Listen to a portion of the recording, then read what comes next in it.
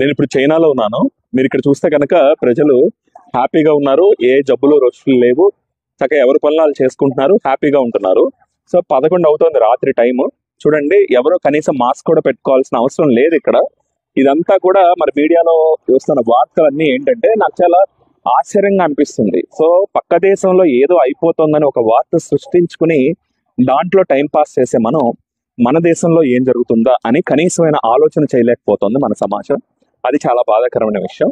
ఇక్కడ గడిచిన 1 సంవత్సరంగా మనం చూసుకున్నా కూడా ఒక 2 నెలలు ఒక రకంగా, 2 నెలలు ఒక రకంగా, 2 నెలలు ఒక రకంగా రకరకాలుగా ప్రజలు ఇబ్బంది పడుతున్నారు. కొన్నాళ్ళేమో కాళ్ళు వాసిపోయి రకరకాల జ్వరాలు వచ్చినాయి, కొన్నాళ్ళేమో డెంగ్యూ కాకుండా ప్లేట్లెట్లు పడిపోయినాయి, కొన్నాళ్ళేమో పెద్ద వయసు వాళ్ళందరికీ కూడా హార్ట్ వీక్ అయిపోయింది, సడన్ గా అలా చనిపోయారు. ఆ తర్వాత యంగ్స్టర్స్ కొంతమంది, సో వయసులో ఉన్న ఆడవాళ్ళు రక్తం చిక్కబడిపోయి సడన్ హార్ట్ అటాక్లు చచ్చిపోవడం, లేదా యంగ్స్టర్స్ ఒక